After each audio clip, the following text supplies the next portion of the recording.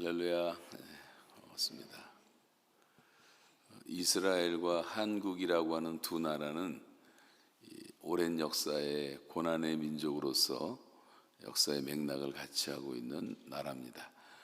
구약 성경에는 하나님께서 이스라엘을 선택하신 민족이라는 것이 분명히 기록되지만 대한민국을 선택했다는 성경 말씀은 없어요. 성경은 이미 다 계시가 끝나기 때문에. 그러나 현상적으로 볼 때 전 세계가 인정하는 것이 한국은 제2의 이스라엘처럼 하나님께서 선택한 민족이라고 하는 사실을 우리는 분명히 믿습니다. 아멘 하시는 분이 별로 안 계신데 아멘이십니까? 자, 이스라엘 역사를 보면 고난의 역사예요. 저 북방에서 이스라엘이라는 나라가 북방의 많은 제국들과 애굽의 제국들 사이에 통과하는 길이었는데, 우리나라 강원도보다 조금 큰 나라인데 북방에서 페르시아가 일어나고 아시리아가 일어나고 바벨론 제국이 일어나고 로마가 일어나면서 계속 이스라엘은 공격을 받습니다. 그러다가 나중에는 포로로 잡혀가서 남북이 분열돼서 오랫동안 고생도 하다가 또 나중에는 나라를 빼앗기는 지경까지 가게 되죠. 그리고 남쪽 애굽에다 이제 조공을 바치고 시달리면서 400년 동안 노예 생활을 하기도 했습니다. 그러다가 예수님 때 와서 예루살렘이 멸망을 하면서 이스라엘이라는 나라 자체가 없어집니다. 그리고 2000년이 지난 1948년 시온이즘 때 이스라엘이 역사 속에 다시 나타나는 나라가 되는 아주 신비한 민족입니다. 그 나라의 인구는 전 세계적으로 지금 현재 한 0.2%밖에 안 되지만 이 이스라엘이 갖고 있는 그 가능성이라든가 영향력은 정말 대단한 것을 볼 수가 있습니다. 세계적인 과학자들, 재벌들, 음악가들, 영화사, 식량회사, 가스회사 다 가지고 있죠. 미국 최고 부자 40명 가운데 16명이 유대인이라는 말이 있습니다. 자, 노벨 경제학상 수상자의 42%, 세계 억만장자의 30%가 다 유대인들입니다. 잘 아는 여러분 마이크로소프트의 빌 게이츠라든가 아이폰, 아이패드 다 해서 우리가 애플을 말하는데 거기 스티브 잡스라든가 마크 저거버그라 같은 사람들은 이제 미국의 젊은 기업가들인데 소프트웨어를 이제 개발을 해서 SNS를 선도하고 있고 페이스북 CEO도 하고 있고, 레리 페이지와 세르게이 브린이라는 이 구글의 공동 창업자도 역시 유대인이고, 여기 할리우드의 스티븐 스필버그 감독도 이제 역시 유대인입니다. 주라기 공원이라든가 이태라든가 조스라든가 수없이 많은 영화마다 대박을 터뜨리죠. 또 변함없는 세계 최고의 부자는 존 락펠러인데, 이 락펠러가 지난 주에 제가 뉴욕 주의 주수도가 알바니인데 그 알바니에 갔더니 락펠러가 거기서 주지사 하다가 그렇게 큰 영향을 미쳤더라고요. 거기서 벤자민 플랭클린도 주지사를 했었고 루즈벨트도 주지사를 했었고 이제 그 얘기를 들었는데, 이런 사람들이 미국 내 정유소의 95%를 지배하기도 했었습니다. 그 외에 칼 막스라든가 프로이드 같은 이런 정신 분석학자라든가 알버트 아인슈타인 같은 미국에서 1930년대 히틀러를 피해서 미국으로 와가지고 미국 사람이 되었지만 유태인이죠. 그래서 원자탄을 개발하는 원조가 되기도 하고, 여하튼 어떻게 이 작은 소수 민족이 그 엄청난 고난의 역사 속에서 이 마지막 시대에 이렇게 놀라운 영향을 발휘하고 있을까? 이 사람들이 평생 수천 년 동안 배웠던 것은 토라를 배웁니다. 우리로 말하면 모세 오경을 거의 암송을 다 하죠. 유대인들은 그 유대인 학교는 오전 내내 토라를 가르치고 오후에는 세상 학문을 가리키는데도 지금 노벨상의 100개 이상을 다 유대인들이 가지고 있죠. 탈무드 교육도 받고. 그런데 제일 중요한 것은 이 유대인들은 수천 년 동안 두 가지를 꼭 지켜왔는데 가정과 회당을 지켜왔다는 사실이에요. 하나님이 이 땅에 세우신 신적 기관은 가정과 교회밖에 없습니다. 이건 하나님이 직접 세우신 기관이에요. 저와 여러분이 이제부터라도 혹시 가정이 다시 어려워갖고 재혼을 하신 분이라 하더라도 이제부터라도 여러분이 평생 목숨을 걸고 지켜야 될 것은 가정과 교회밖에 없습니다. 나라라고 하는 것은 없을 수도 있어요. 나라는 사람들이 원해서 하나님이 허용하신 것이지 하나님이 직접 세우신 기관은 가정과 교회입니다. 그래서 이게 얼마나 중요한지 모르고 여러분 이 교회생활 잘하고 가정생활 잘하는 것은 아주 소중한 것입니다. 대한민국 반만년 역사를 봐도 고난의 역사인데 우리나라도 조그만 땅덩어리 그 북쪽에는 수없이 많은 제국들이 일어나서 우리를 공식적인 전쟁만 200번을 일으키고 우리를 항상 괴롭히고 무슨 나라를 셀 수도 없을 정도로 많은 나라에 우리가 조공 갖다 바치고 그렇게 살았어요. 또 남쪽이 하다못해 일본에게도 700번이나 공격을 받고 임진왜란 때는 한국 사람들 코를 벼가고 귀를 벼가가지고 18만 개의 귀를 벼서 귀무덤이 있고 코무덤이 있어요. 교토가 보시면 그대로 지금도 다 있습니다. 그렇게 서러움을 받고 살다가 결국 나라까지 빼앗겨서 부끄럽게도 36년 동안 우리는 그런 식민지로서 살았던 경험도 있잖아요. 자, 이런 것들을 보면 정말 우리가 참 고난이 많은 민족인데 이스라엘도 마찬가지란 말이죠. 그러다가 이제 남과 북으로 다시 분열되면서 또 유교라는 민족 상잔의 비극에 엄청난 상처가 남기도 했고 수백만 명이 살상되었습니다. 전 세계 67개 나라가 와서 한국 전쟁을 도왔고 전투로는 16개국이 왔지만 전 세계가 다 그때 여러 가지로 회복을 돕게 되었죠. 그래서 전 세계가 주목하는 나라가 이제 되게 됩니다. 여러분 이런 역사 속에서 우리는 다른 나라를 한 번도 공격해 본 적도 없는데 이런 고난을 많이 겪었어요. 근데 하나님은 이스라엘이라는 작은 나라를 선택해서 역사를 이루어오셨던 것처럼 이 마지막 시대에는 대한민국이라는 작은 나라를 선택해서 온 세계에 복음화를 하고 계시고 지금부터 140여 년 전에 복음이 한국 땅에 들어올 때의 역사를 보면 지나가면서 이제 그런 얘기 잠깐 한 적이 있지만 여러분 생각해 보세요. 우리나라에 살고 있던 사람을 어느 날 갑자기 러시아의 소련의 히틀러가 죄송합니다. 히틀러가 아니라 누구예요? 스탈린이 50만 명을 강제 이주시켜가지고 타슈켄트로 끌고 가질 않나. 조선족들 300만 명을 중국이 잡아놓질 않나. 징병으로 끌려간 100만 명의 사람들이 일본에서 살질 않나. 또 지금 저와 여러분이 살고 있는 미국 땅에 200만 명이 와서 살고 있고 물론 우리 발로 스스로 온 거지만 옛날엔 다 끌려가기도 했댔어요. 캐나다에도 몇십만 명이 있고 남미에도 수십만 명이 있고 아프리카 전 세계에 다 흩어져 있는데 이게 다 하나님의 섭리 속에서 하나님이 이 디아스포라 다 이렇게 농부가 씨를 뿌려 놓은 것이 중국 사람은 우리나라는 이민자들 많이 잡아야 한 800만을 잡는데 중국은 5천만을 잡습니다. 그런데 중국보다도 한국 사람들이 훨씬 더 많은 나라에 들어가 있고 200개 나라가 훨씬 넘습니다. 그 섭리 가운데서 러시아의 복음화를 위해서 한국 선교사가 2,000명이 들어갔는데 그 2,000명의 선교사들을 고려인들 50만 명이 돕고 통역자가 되고 지팡이가 돼가지고 러시아의 수많은 교회를 세우고 러시아 복음화를 이룰 수가 있었고 조선족 300만 명이 있었기 때문에 중국 복음화를 이룰 수가 있었고 그때 8,000명의 한국 선교사가 들어갔었는데 그동안 중국이 열려 있을 때 그래서 거의 1억 가까운 크리스찬이 생겨나는 기적도 일어나기도 했습니다.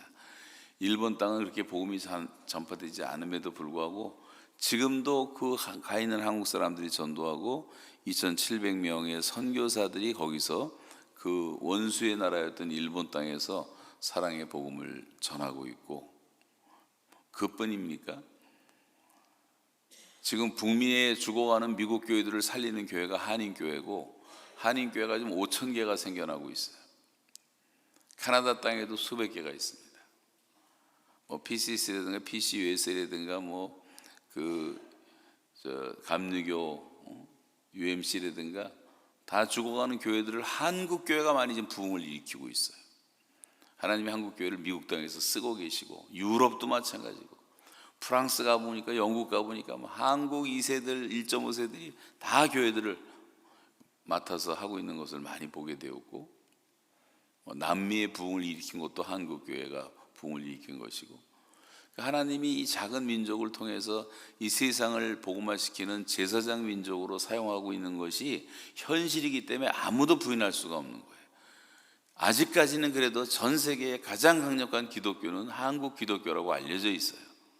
기독교 역사 2000년 동안 우리는 140년밖에 안 되는데도 불구하고 이 복음의 중심의 기류가 마게도냐에서 시작이 돼가지고, 예루살렘에서 물론 시작됐지만 마게도냐로 옮기고 로마를 복음화시키고 온 유럽을 막 천지를 진동시키잖아요.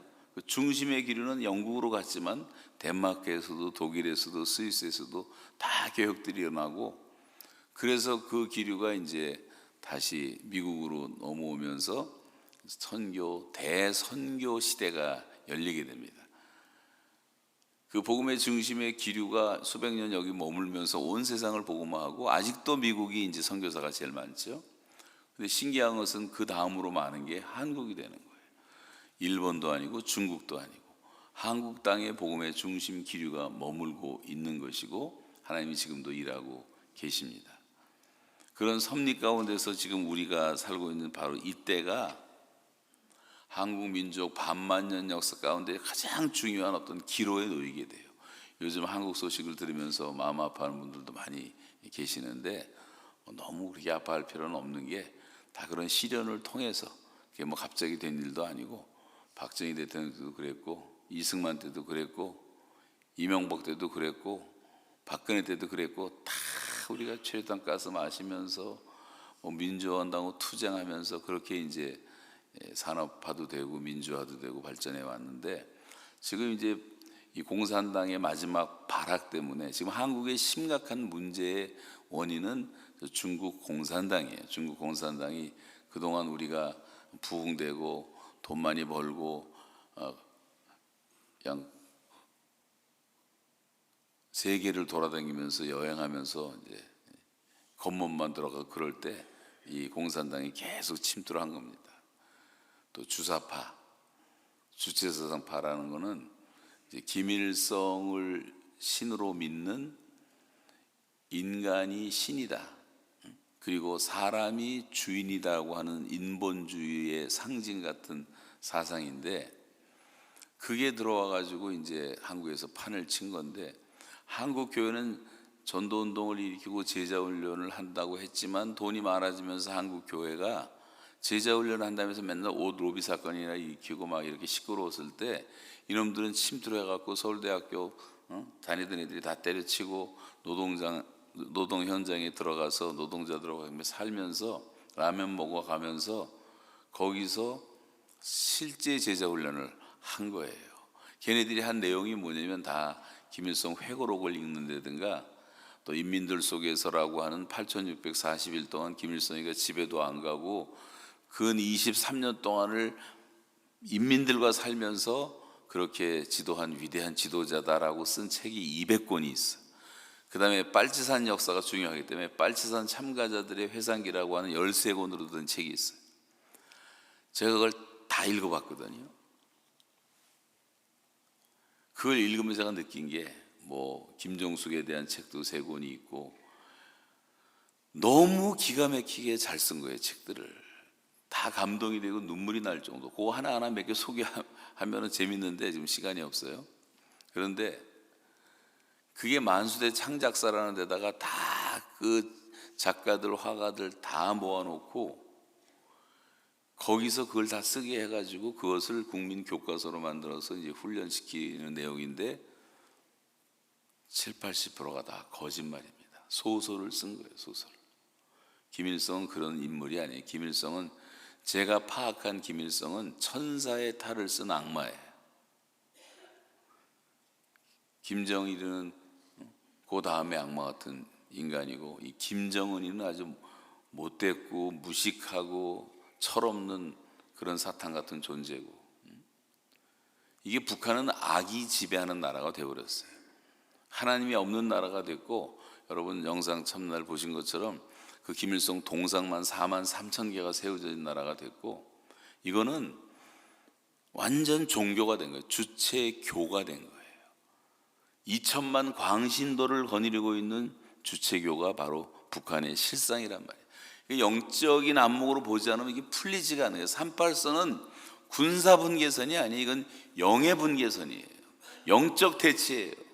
전 세계가 우리나라의 지금 분단 회복을 바라보고 있는데, 이 북한이라는 나라는 하나님 없이 살던 나라가 어떻게 되는가? 끝없는 저주, 끝없는 어둠, 끝없는 죽음, 살인과 전쟁과 죽음과 이런 것밖에 없는 나라가 되어버렸고, 그래도 200개밖에 없었던 교회가 6만 개의 교회가 일어서면서 3만 명의 선교사를 파송했던 대한민국이라는 나라는 세계에서 가장 가난했던 나라, 육지로 아무 데도 갈 수가 없는 나라, 섬나라라고 불러요, 북한에서 한국을. 근데 맞는 말이에요. 우리나라는 섬나라예요. 육지로 갈 데가 없어요. 그런데 지금 세계에서 제일 잘 사는 나라가 되고, 여러분 전 세계가 부러워하는 나라가 되고, 지금 K-팝, K-푸드, 뭐 KKK 뭐 다 우리나라를 따라오는 그런 세계 풍조가 생길 정도로, 드라마도 뭐 미국도 그런다 그러는데 동남아시아는 다 한국 드라마만 보고 앉아 있습니다. 자기 나라 거 안 보고. 심지어 중국조차도 말이죠. 하나님이 그렇게 만들어 놓으신 이유가 무엇일까? 약하고 가난하고 정말 한심했던 우리 민족을 하나님이 들어서 쓰시는 거예요. 복음으로 구원시켜 가지고, 그래야지 우리가 자랑하지 않고 하나님께만 영광을 돌리니까. 우리가 잘났으면 뭐 우리가 했다고 하지 않겠어요? 근데 우리는 아무것도 없었는데, 2차 대전 끝나고 각 나라가 4배, 5배 경제 발전할 때 대한민국 딱 한 나라만 185배가 발전하는 이런 한강의 기적이 일어나는 이런 역사들을 보면 얼마나 놀랍습니까? 하나님이 그렇게 우리를 사용하고 계신 것은 분명한 사실인데, 그래서 다른 역사하고는 좀 다르다고 생각하는데, 이제 우리가 마지막 제일 중요한 것은 교회들이 다시 깨어나고 일어나면 대한민국은 우리 대통령 마음대로 만들 수 있고 국회의원 마음대로 만들 수 있고 그런 거예요. 그런데 지금 교회들이 졸고 자는 사이에 사탄이 가라지를 뿌린다고 말씀한 것처럼 가라지가 너무 많이 들어왔고, 암이 조금 했었는데 이 암이 전 몸에 지금 퍼져 있는 상태가 될 정도로 심각한 위기를 맞게 된 것입니다. 근데 지금까지 74년 동안, 6.25 이후로 75년 동안 우리가 이 모든 공산주의의 위협을 막고 나라를 살려온 것은 다 교회였어요. 우리가 산에 가서 산기도 하고 금식기도 하고, 새벽마다 종소리 들리면 수만 개의 교회가 새벽마다 부르짖고 기도하고, 이런 나라가 없어요, 지구상에. 금요일 날 되면 꼬박 철회하면서 기도하고. 근데 요새 기도들을 안 하고 약해지다 보니까, 다 육체 인간이 되다 보니까 영력이 약해져서, 영적인 것은 능력을 받아야 되는 거예요. 하나님이 우리에게 주신 것은 두려워하는 마음이 아니요 오직 능력과 사랑과 근신의 마음이라고 한 것처럼, 영적인 세계는 여러분이 하나님의 자녀로서의 권세를 받은 것을 사용하면서 사탄을 대적할 줄 알아야 되고, 이웃을 이길 수 있는 능력은 사랑의 영을 받는 방법밖에 없어요. 사랑으로 섬기는 것 외에는 사람을 이길 수가 없어요. 나를 이기는 것은 이 셀프 컨트롤, 근신하고 자기를 절제하는 길밖에 없어요. 그런데 너무 영적으로 약해지다 보니까 지금 이런 혼란이 찾아오게 된 것입니다. 그런 면에서 지금은 제가 오늘 서론이 너무 좀 길었는데 2부 때인가 1부 때 말씀을 드렸으니까요. 여러분 혹시 오늘 내용이 이제 전달이 잘 안 되면 1부 때 걸 들어보시면 오늘 무슨 설교 하나 다 알 수 있을 거예요. 그런데 지금 한국 상황이 이런 어려운 상황이 되었는데 이것을 이제 어떻게 이제 돌파하느냐가 중요한 건데 지난 75년 동안 우리는 그렇게 기도로 다 이겨왔단 말이에요. 근데 그 바톤이 지금 우리에게 주어졌는데 우리가 기도 안 하고 우리가 말씀 안 보고 영적으로 우리가 약해지면 감당하기가 힘든 거죠. 옛날엔 다 감당을 했단 말이에요. 정말 지독하게 기도하고 금식하고 부르짖고 하나님께 매달려서 역사의 별별 기적이 다 일어난 거예요. 여러분 지도를 한번 연상해 보세요. 우리나라 조그만 나라가 있는데 그 위에 북한이 있고 그 위에 중국이 큰 게 있고 그 위에 더 큰 러시아 제일 큰 나라가 있고 동굴아파가 있고 이 전체가 다 새빨개 됐어요. 한때 지구의 3분의 1이 새빨개 됐어요. 공산화돼 됐어요. 한국을 밀고 들어오고 빨갛게 만드는 건 아무것도 아니에요. 일도 아니었어요. 근데 지난 75년 동안 한국만 지금 파랗잖아요. 그 과정에 하나님의 보호하심은 너무나 놀랍고 메가다 장군이 5,000분의 1에 해당되는 기적이라고 하는 인천 상륙 작전을 성공한 것도 그렇고 메가다가 올 때 통역관으로 따라왔던 사람은 우리나라 평양 선교사님 아들인데 미국에 돌아와서 군대 갔다가 한국말 잘한다 해서 착출돼서 와서 그분이 완벽하게 통역을 하고 인천 지형을 잘 알아서 성공한 사소한 케이스부터 시작해서 부산까지 밀려가지고 다 공산화되기 바로 직전에 이승만 대통령이 초량교회에 목회자들 장로님들 모아놓고 3일 동안 금식 기도를 하는 동안에 오키나와에서 너무 안개가 며칠 동안 짙어서 비행기가 뜨지를 못했는데 금식하는 동안에 안개가 사라지고 비행기가 출격해서 그 북진을 할 수가 있었던 이야기들부터 시작해서 별별 기적이 다 많고 그 당시에 트루먼 대통령의 사건이라든가 빌리 그레함이 한국을 도왔던 일이라든가 빌리 그레함 사모님이 평양 선교사님 따님이거든요. 그러니까 한국에 대한 그런 애정을 가지고 그 빌리 그레함한테 얘기해요. 빌리 그레함이 트루도 찾아갖고 새벽부터 깨워서 얘기해서 한국 전쟁 막아야 된다. 그래갖고 전 세계를 움직여서 한국을 돕고 5만 명이 넘는 미군들이 19살짜리들이 와서 피 흘려서 희생을 해주고 미군이 지금 실종된 사람만 8,000명이에요. 아직도 찾고 있어요. 뼈를. 처음에는 뼈 하나 찾으면 200만 달러씩 주고 찾아왔어요. 죽은 병사를 DNA만 맞으면. 그러니까 미국은 참 위대한 나라죠. 시민 하나를 위해서 이렇게 나라가 움직이니까. 우리나라는 지금 국군 포로 자손들이 14개 탄광에서 아직도 일하고 있고 나쁘고 어부들이 아직도 고생하고 있고 선교사들 잡혀간 사람들 탈북민들 다 어디서 뭐 하는지도 모를 정도인데 이 문재인이라는 인간은 김정은을 만나가지고 국가 수반은요 제일 첫 번째 책임이 국민을 지키는 거예요. 국민을. 근데 한마디도 못하잖아. 한마디도.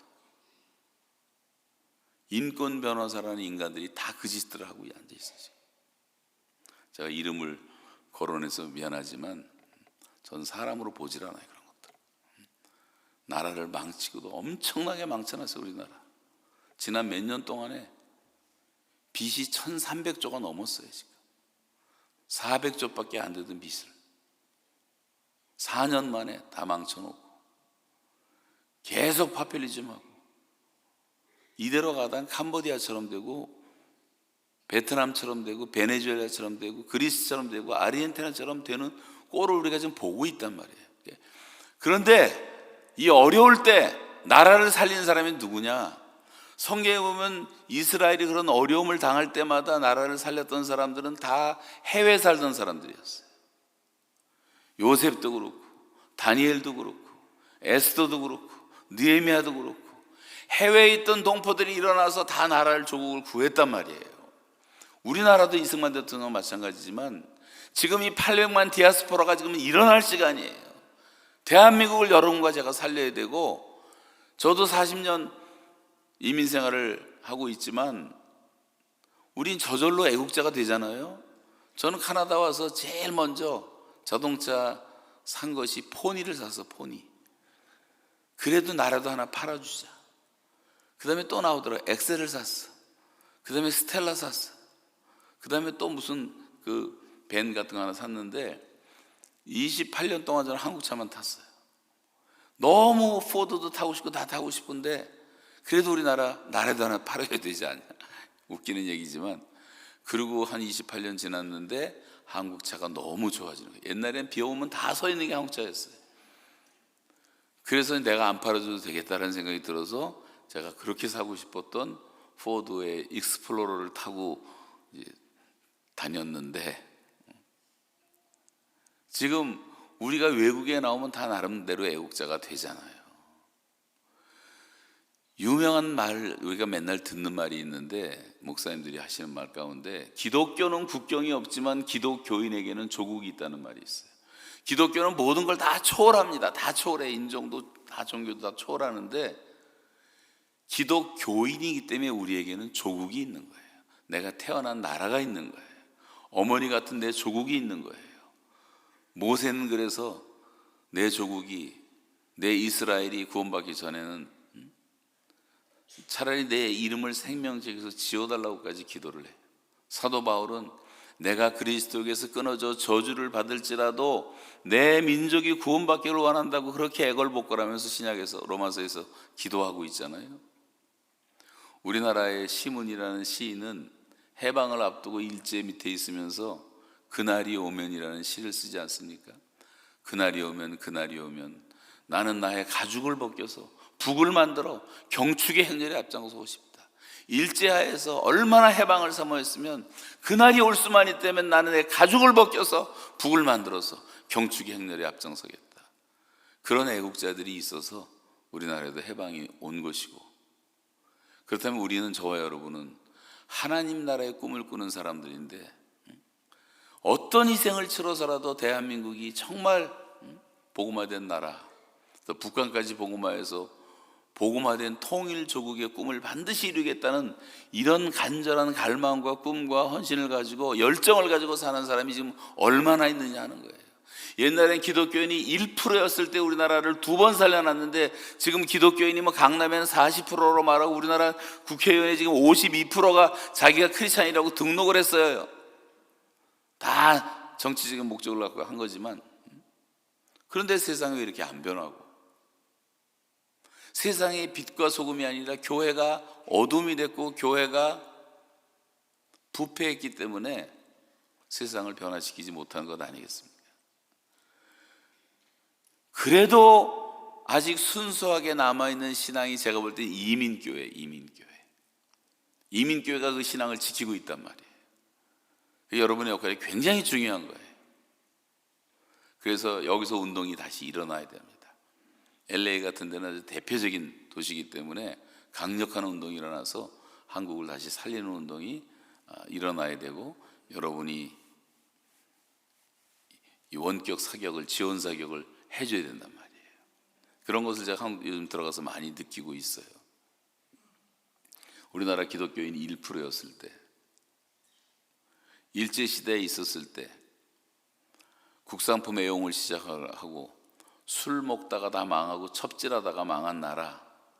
그래서 기독교인들은 깨끗하게 산다고 하고 술, 담배를 금지시키는 주초 금지를 교회가 법으로 정하고 지금까지 술, 담배를 안 하고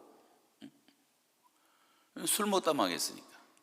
근데 지금은 전 세계에서 술을 제일 많이 마시는 나라가 돼버리고 말았지만, 기독교인이 다 엉터리들이 워낙 많으니까 국산품 애용했죠. 국채보상운동했죠. 절제운동했죠. YMCA 운동했죠. 3.1 운동했죠. 나라를 2번 세운 게 1%의 기독교인을 감당했단 말이에요. 지금은 가짜 교인들이 너무 많아요. 가짜 교인들, 명목상의 크리스찬들이 너무나 많은 거예요. 이게 힘이 없는 거예요. 힘이 없는 거예요. 여러분 자신이 나는 어떤 크리스찬인가를 생각해 보세요. 내가 정말 소금이고 내가 정말 빛인가? 그렇지 않으면 세상은 안 변하는 거예요. 요셉의 얘기를 이제 잠깐 하고 마치겠는데, 오늘 말씀드리려고 했던 3가지 포인트인데, 요셉이라는 사람의 이 한 가정의 이야기를 통해서 우리는 우리나라의 남북의 화해의 원리를 생각해 볼 수가 있겠는데, 요셉은 어떤 사람이었는가? 형들한테 배신당해서 쫓겨나고, 쫓겨난 정도가 아니라 막 죽이려고 했는데, 그래도 루벤과 시므온 같은 사람이 나서 우리 형제를 어떻게 죽이느냐 그래가지고 그냥 우물 속에 던졌는데 물이 없어서 살아난 거예요. 그때 마침 인신매매단들이 지나가는데 애굽의 상인한테 팔아버립니다. 노예로 들어가잖아요. 17살 때 잡혀가가지고 노예 생활을 하다가 그 다음에 또 누명 쓰고 들어가서 정치범 수용소에 들어갔는데, 시편에 보면 이 발이 다 착고에 매였다 그래서 착고에 매였다. 가장 고통스러운 감옥 생활을 한 겁니다. 그래서 나이 30이 된 거예요. 근데 그 안에서 하나님을 바라보고 살았고, 하나님이 주신 꿈을 붙잡고 살았고, 저도 감옥 생활 잠깐 했지만 그 3년 가까이 있는 동안 저는 첫날 보여주신 꿈 하나 때문에 제가 그걸 붙잡고 살았어요. 그 얘기 할 시간은 없는데, 그 비전이 그렇게 중요한 겁니다. 꿈이. 그래서 하나님께서 요셉이라는 사람을 그 고난과 연단 속에서 성장을 시켜갖고 나이 30이 되었을 때 갑자기 감옥에서 수직 상승을 시켜갖고 그 당시 제국의 제일 높은 사람으로 만들어 놓은 거예요. 실제로 높은 사람. 그렇게 출세했을 때 가나안 땅에 가뭄이 와가지고 먹을 게 없어서 야곱이 자식들을 보내서 양식 사러 와서 앉아있는 게 오늘 본문의 말씀이에요. 이 형들은 지금 이 사람이 요셉이라는 걸 꿈에도 생각 못하고 있지만 요셉 보니까 형들이 와서 있는 거예요. 그래서 다른 사람 다 나가라 그러고 자기하고 형들만 남아있는데 너무 이 정이 끌어올라가지고 그 정을 참지 못해서 방성대곡하니, 오늘 우리 성경에는 큰 소리로 울었더니 애굽의 궁중에까지 들리더라. 너무 벅차가지고 말이죠. 그러면서 하는 얘기가 가까이 가서 형님들, 제가 당신들의 아우 요셉입니다 그러는 거예요. 자기를 아우라 그러는 거예요. 이 나쁜 놈들, 이 악한 놈들 이러면서 다 잡아놓으라면 다 들어갈 수가 있는데 형들이라고 말해요. 형님들이라고. 자기는 아우라고 말하고. 그러면서 하는 얘기가, 형님들, 나를 팔았다고 해서 한탄하지 마시고 근심하지 마세요. 하나님이 우리 가정 살리시려고, 우리 자손들에게 생명 주시려고 나를 형님들보다 조금 먼저 보낸 것 뿐입니다. 그러므로 나를 이리로 보내신 이는 형님들이 아니고 하나님이 하신 겁니다. 역사를 그렇게 해석을 한단 말이에요. 그러면서 또 한다는 얘기가, 흉년은 2년밖에 안 지났어요. 앞으로 5년 동안 무서운 흉년이 옵니다. 지금 빨리 가서 아버지와 아버지 아들들과 손주들과 양과 소 다 데리고 와서 나와 가까운 고센 땅에 있게 해주세요. 내가 그들을 봉양하겠습니다. 부족함이 없도록 내가 섬기겠습니다. 그게 오늘 본문의 내용이에요. 자, 그럼 여기서 우리가 배워야 될 3가지가 뭐냐? 첫째는 요셉의 마음속에 있었던 의식을 배워야 돼. 의식. 이게 무슨 의식이냐? 이게 바로 권력의식, 혈연의식, 형제의식이라고 하는 거예요. 여러분, 남한과 북한은 반만 년 동안 같이 살던 우리 다 형제들입니다. 북한에 제가 처음 들어갔을 때 90년대에 들어갔을 때 보니까 똑같아요. 말도 똑같고 생긴 것도 똑같고 음식도 똑같고 문화도 똑같고 다 통하더라고. 가자마자 반만 년을 같이 살았으니까. 안 통하는 말이 몇 개 없어요. 거의 다 통해요. 거기는 그동안 김일성이가 영어를 못 쓰게 해갖고 영어로 된 거는 잘 못 알아도 이 넥타이도 잘 몰라요. 그 사람들 넥타이를 목댕기라 그래요. 목댕기. 빤스도 팬티라고 영어라고 다 없애버려갖고 팬티 못 쓰게 해갖고 학자들이 만들어낸 북한의 정통 빤스 이름이 뭐냐면 으뜸 부끄러움 가리개예요. 으뜸 부끄러움 가리개. 피자집에 갔는데 피자 간판을 걸어놨는데 보니까 이탈리안 지짐이 이렇게 해서 이탈리안 지짐이 다 조선말로 만드는 거예요. 고려 호텔에 갔더니 이제 비디오를 파는데 미국 비디오들을 몇 개 허락받던 걸 파는데 원더우먼이라고 해서 원더우먼, 그거를 뭐라고 번역했냐면 방방 뛰는 에미나이 쌍판대길에 겹친 아사키, 뭐 두 얼굴의 사나이 이런 거 있잖아요. 뭐 다 이제 그런 말들이 있지만 그거 몇 번 들으면 다 알 수 있고, 뭐 스포츠도 뭐 모서리차기 뭐예요? 코너킥이지 코너킥. 뭐 이런 식으로 이제 바꾸는 게 좀 있지만 금방 다 배우게 되고 다 같더라고. IMF 때 들어갔더니요, 너무너무 그 나진 위원장하고 제가 식사를 하는데 너무 마음 아파하는 거예요, 이 사람들이.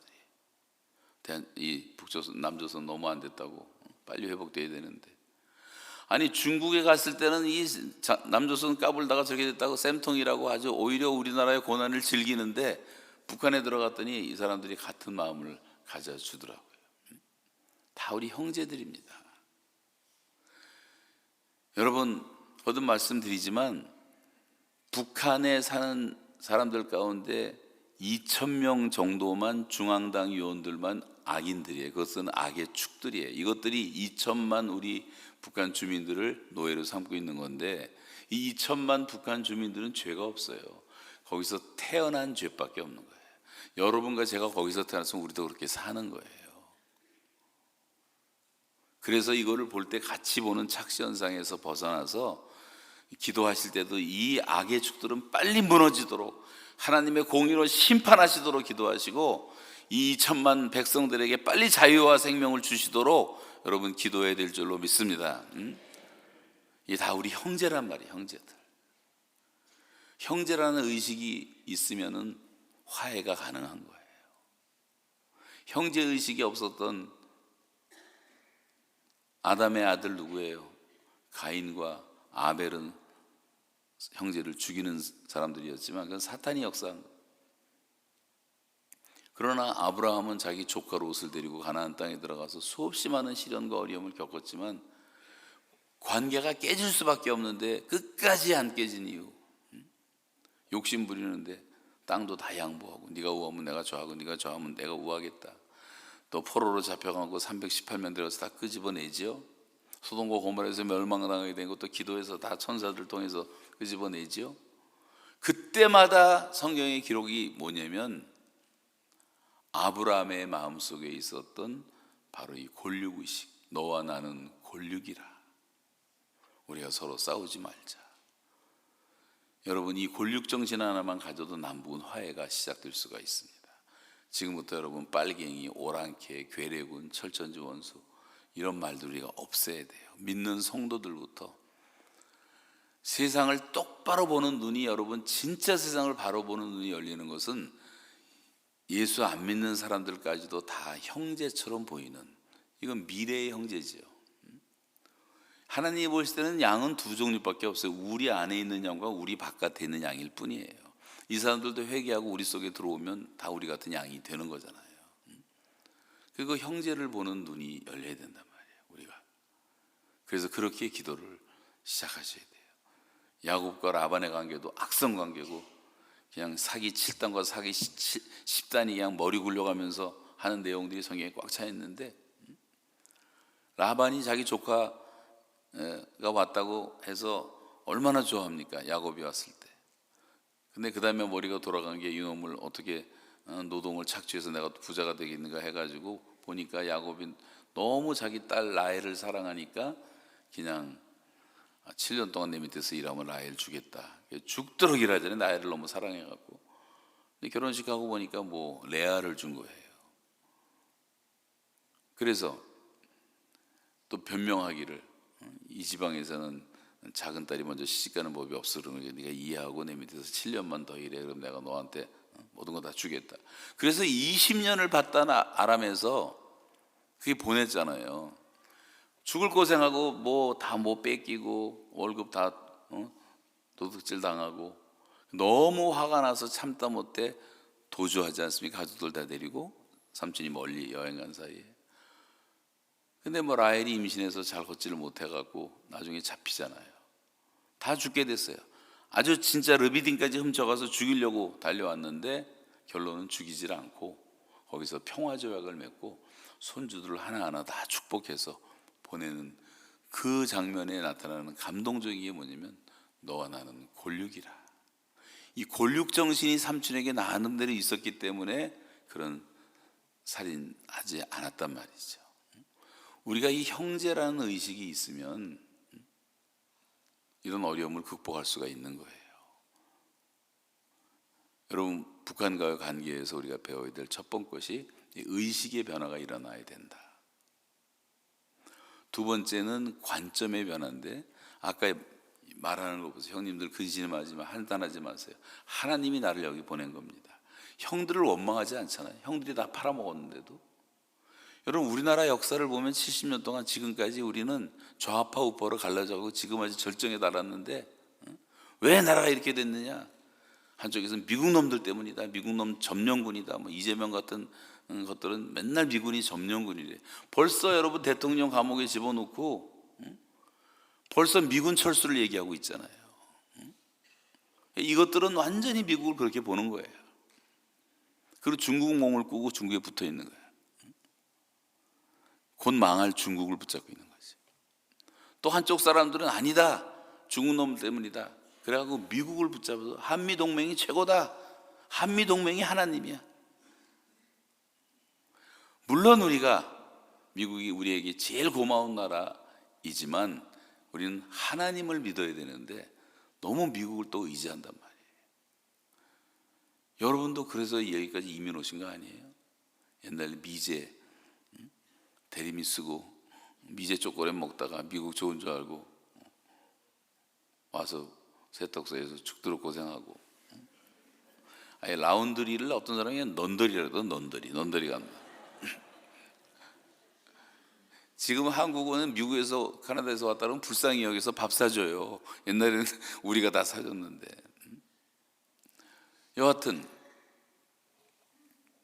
그렇게 우리가 이제 살고 있지만 여러분, 역사를 하나님의 눈으로 보는, 성경적인 안목으로 보는 역사를 보게 되면 역사는 달라지는 겁니다.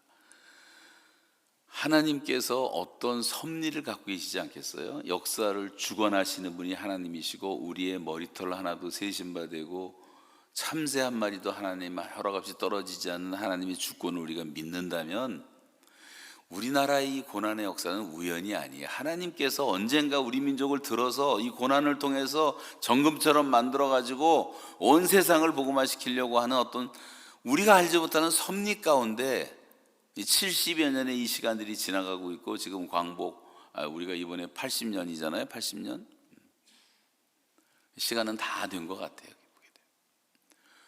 그래서 하나님의 어떤 계획이 있단 말이에요. 뜻이 있단 말이에요. 그 하나님을 신뢰할 수 있다면 그날이 금년이 될지 내년이 될지 후년이 될지 모르지만 하나님이 하시면 금방 되는 거예요. 하나님이 열면 닫을 자가 없고 닫으면 열 자가 없는 거예요. 그 하나님의 섭리 가운데 지어진 일이라면 원망할 게 없잖아요. 우리가 좌우로 나눠가고 싸울 이유도 없는 거예요. 하나님을 몰라서 그런 거지, 눈이 열리지 않아서 그런 거지. 물론 우리 조상들의 실수와 잘못도 많이 있지만, 근데 남한의 입장에서 보면 저는 우린 너무 감사한 게, 원망할 게 없는 게, 북한 때문에 우리가 지금 이렇게 잘 살게 된 거예요. 38선이 다 닫혀 있었기 때문에 우리는 육로로 갈 데가 없었어요. 문산까지 가면 도로 와야 돼. 부산까지 가면 도로 와야 되고, 속초까지 가면 도로 와야 되고, 갈 데가 없어. 조그만 땅덩어리가 지금 자동차가 3,500만 대인데 한국에 전국이 주차장이에요. 시골도 주차장이 자리가 없을 정도로 나갈 데가 없으니까. 그래서 우리가 뭘 만들었느냐? 외국 나가고 무역하기 위해서 배를 만들기 시작합니다. 우리나라가 뭐 옛날 거북선 만든 다음에 배 만들었다는 얘기 별로 못 들었는데, 배를 열심히 만들더니 지금은요 명실공히 세계 1등 조선 국가가 돼 있어요. 대한민국이. 트럼프가 지금 해군이 약하다고 미군이 그래서 해군 군함 만든 걸 지금 다 수주를 한국에 하고 있는 판이에요. 군대 그런 해군들은 외국에서 만들지 못하게 돼 있음에도 불구하고 트럼프가 한국을 좀 의지하고 있다니까. 배를 너무 잘 만드니까.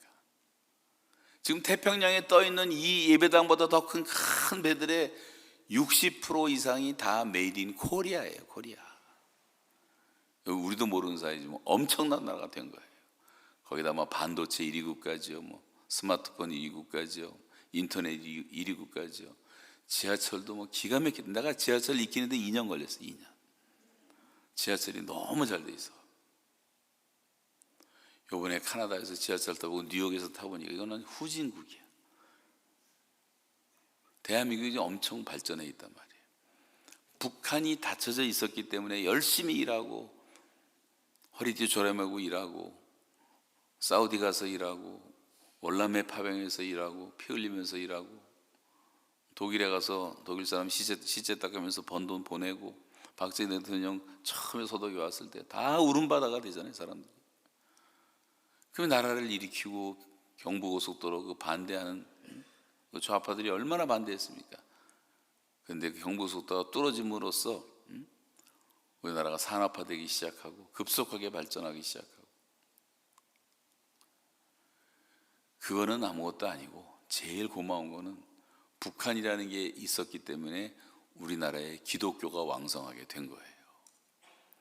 계속 괴롭히니까 청와대에 폭파시키라고 김신조 일당 보내질 않는가, 미얀마에서 폭파시킨다고 교섭하지 않는가, 대한항공을 떨어뜨리지 않는가. 시간 다 됐죠? 네? 저는 이게 항상 설교를 하다 말아요. 그러니까 우리나라 백성들, 크리스찬들이 다 교회 모여서 새벽기도, 전국이 새벽기도하고 58,600개 자연불학의 교회가 다 섰어요. 6만 개의 교회가 섰어요. 섬들에도 다 교회가 섰어요. 그리고 매일 새벽기도하는 민족은 한국밖에 없어요. 그리고 위급한 상황이 생기면 다 산에 들어가서 산기도, 금식기도를 하고 산기도를 하고 금요일마다 교회에 모여서 철야기도를 하고 부르짖고 오죽하면 주여 삼창이 나왔냔 말이에요. 한국 기독교 수출 품목 1호가 주여 삼창이에요, 여러분. 제가 깜짝 놀란 게 브라질 현지 목사들 제가 도마다 다니면서 세미나를 한 적이 있는데, 브라질 목사 통성기도 시켜놨더니 다 한국말로 주여 세 번 부르고 기도를 하더라니까. 그 옆에 파라과이 왔는데 파라과이 목사들도 3일 동안 집회를 하는데 그 파라과이 목사들도 다 한국말로 주여 뭐 세뇨로 할 수 있는데 안 하고 한국말로 해야지 기도가 잘 된다 그래갖고 그렇게 시작하고, 꽃띠 보러 갔는데 흑인들, 새카만 흑인들 있잖아요. 그것도 한 300명 모아놓고 세미나를 하는데 이 사람들도 주여 삼창을 하는데 이 사람들 누가 잘못 가르쳐갖고 지여 그러더라고. 지여. 그래서 지여가 아니고 주여다, 주여. 이제 다 한국에서 기도를 전 세계가 배워간 거예요. 싱가포르에도 부흥되는 교회가 그렇고 프랑스도 그렇고 영국도 그렇고 미국도 그렇고 막 브라질도 그렇고, 그게 전 세계에 불을 지른 게 한국 기독교인데 그 강력한 영역이 어디서 나왔냔 말이에요. 저 위대한 수령님 때문에 나온 거예요. 저게 우리를 하도 괴롭히니까 우리 힘으로 살 수가 없으니까 주님을 부르짖을 수밖에 없었어요, 우리가.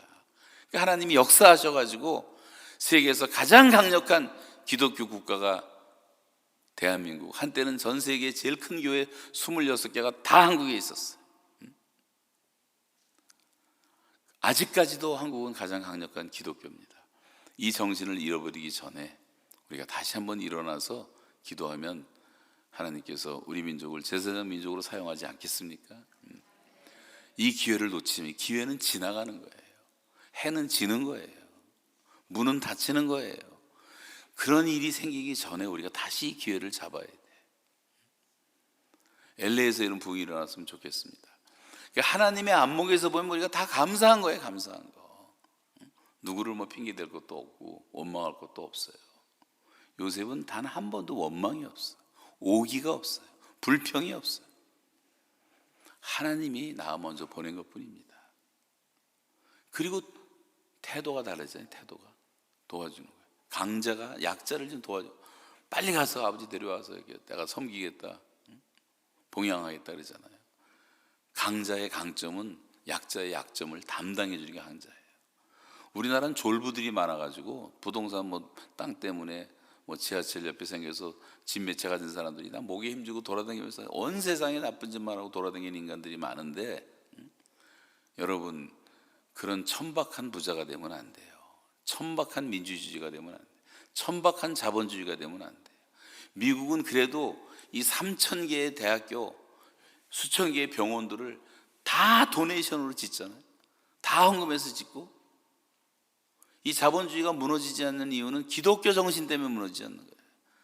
제가 몇 달 전에 여기 리버티 대학 가서 설교하면서 느낀 게 10,000명이 모였는데 학생들이 14만 명인데 크리스천 스쿨인데 그렇게 신앙들이 좋아. 애들이 제 앞에서 무릎 꿇고 막 북한 어떻게 하면 가면 되냐고, 그런 아이들 되게 많았고, 미국은 배우고 배워도 모를 정도예요.